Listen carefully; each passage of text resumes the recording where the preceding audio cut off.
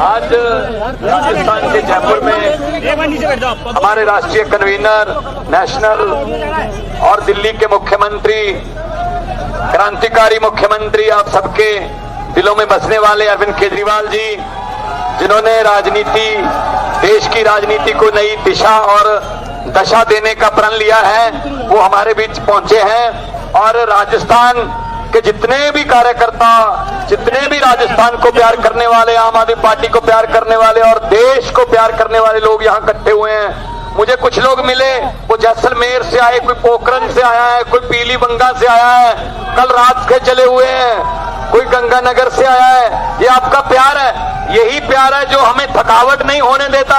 हम इसलिए आपके साथ हैं।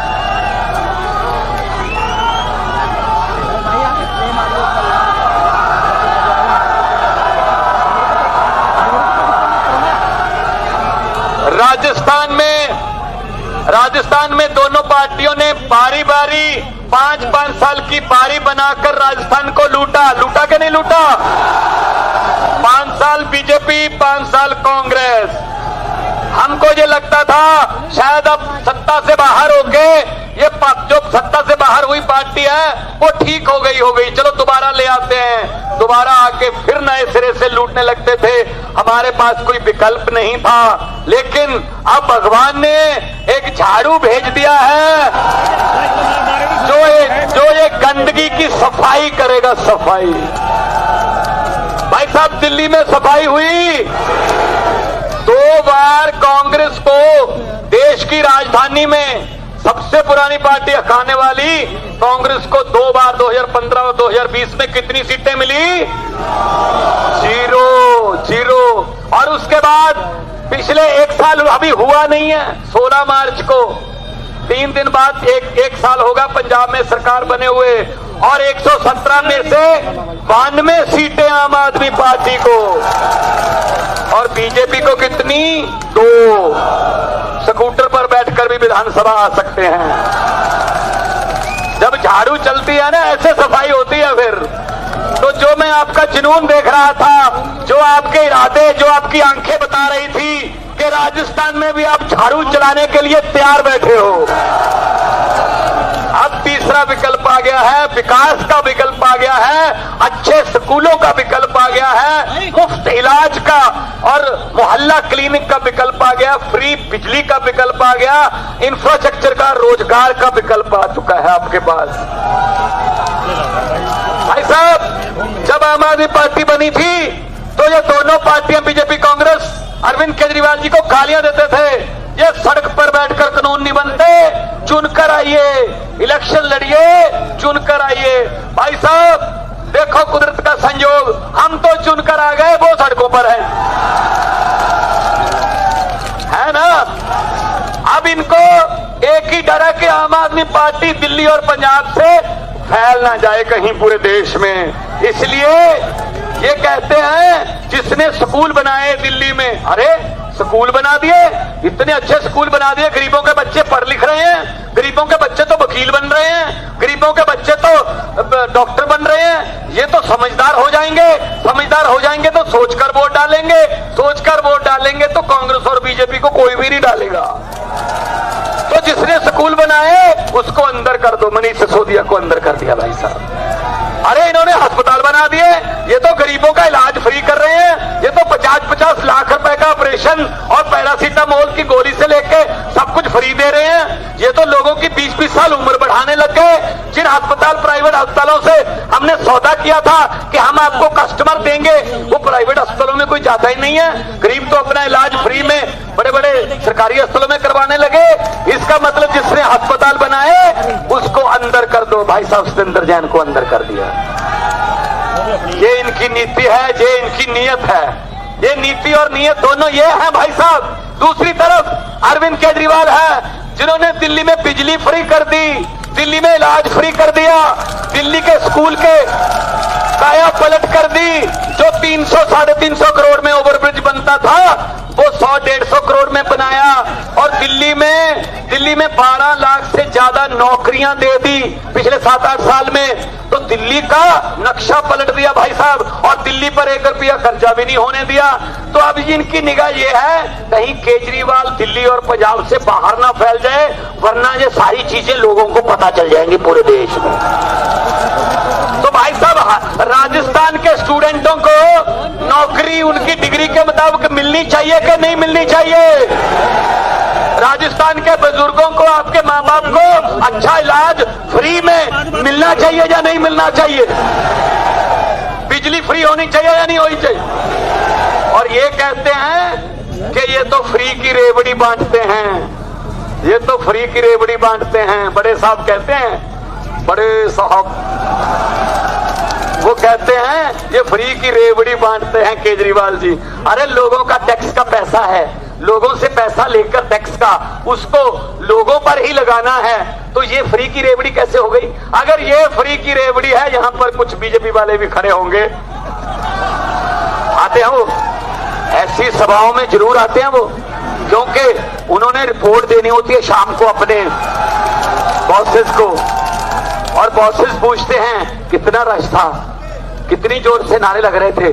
तो इतनी जोर से नारे लगाना आज कि वो कहें सर आपको बताने की क्या जरूरत है, आपको भी घर पे सुनी गए होंगे। तो अगर ये बिजली, ये शिक्षा, ये इलाज, ये मुफ्त की रेवड़ी है, तो बड़े साहब जी बता दीजिए 15 लाख हर खाते में आएगा, ये पापड़ किसने बेचा था?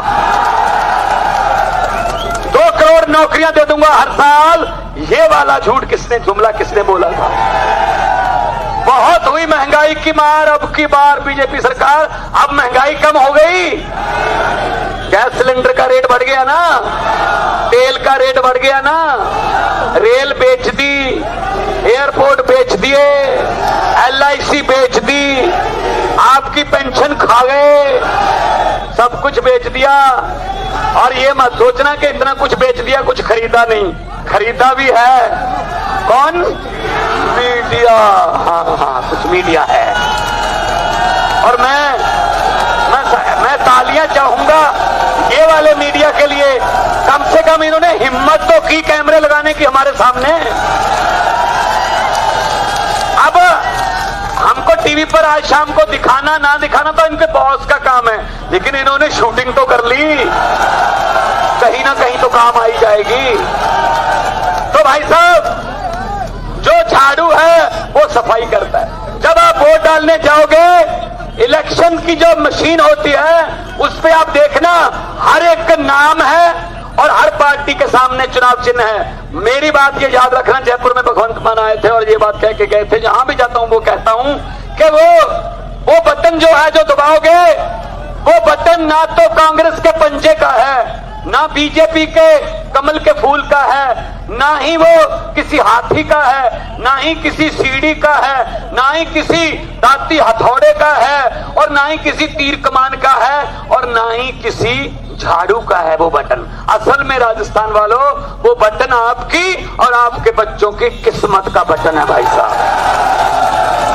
इससे पहले आपके पास 2 ही बटन थे और उनमें से एक ही दबाना पड़ता था। किस्मत बदलनी है तो बटन बदल लो, किस्मत बदलनी है तो क्या बदलना है? और कौन सा बटन आ गया नया? ये कहते रहते ना डबल इंजन की सरकार चाहिए, डबल इंजन। भाई डबल इंजन का जमाना खत्म है, नया इंजन चाहिए। ये देखिए नए मॉडल का इंजन पहुंच चुका है मार्केट में, इलेक्ट्रॉनिक इंजन है, पोल्यूशन भी नहीं करता, स्पीड भी बहुत अच्छी है विकास की, और नया इंजन है। और दिल्ली में नया इंजन लगा, दिल्ली की पटड़ी जो गाड़ी है वो पटड़ी पे चढ़ गई, तो नए इंजन की जरूरत है, लेटेस्ट मॉडल के नए इंजन की। हमको 2 इंजनों की जरूरत नहीं है। जो डबल इंजन है वो डबल करप्शन करता है फिर, ठीक है ना? इसलिए हम आपको कहने आए हैं, आपको यही कहने आए हैं, जितना प्यार आप कर रहे हो ना, जितना प्यार आप, मुझे पता चला हमारे कल रात हमारे वर्करों ने झंडे लगाए, हमारे फोटो लगाए होंगे, सुबह तक वो सारे ही उतार के फेंक दिए, आज फिर लगाए, फिर उतार कर फेंक दिए।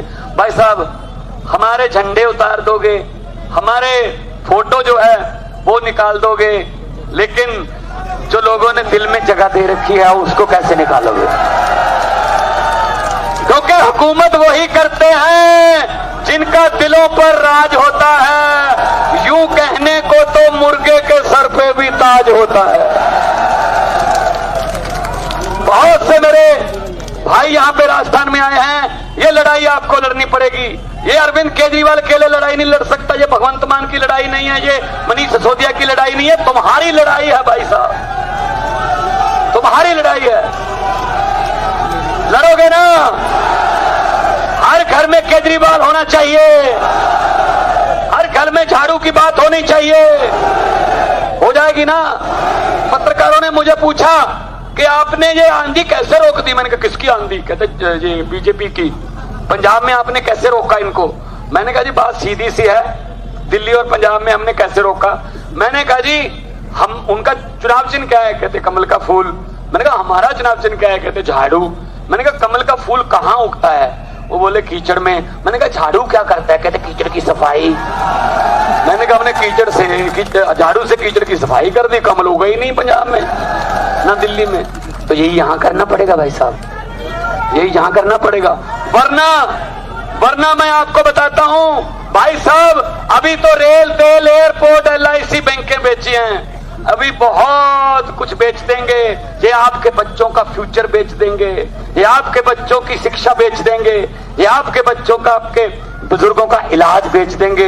ये शहीदों के कफन बेचकर खा गए। इनसे क्या उम्मीद करते हो? ये पत्थर दिल लोग हैं। किसी नदिया के घाट पर अगर ये राजनीतिक लोग फंस जाते तो आम जनता के दो होंठ भी बूंद बूंद पानी के लिए तरस जाते। शुक्र है, गनीमत है कि मौसम पर सरकार हुक्म चला नहीं सकती, वरना सारे के सारे बादल भी इनके खेतों में ही बरस जाते। तो दो हाथ ऊपर उठाकर दो नारे लगाने हैं, और नारे वो लगाने हैं जो जहां पे आए हैं उनके वाले वो ये बताएं जी। हमें बताने की जरूरत क्या, आपके घर पे भी सुने होंगे। उनके घर के शीशे और ताकियां हिलें, दोनों हाथ ऊपर उठाकर इनकलाब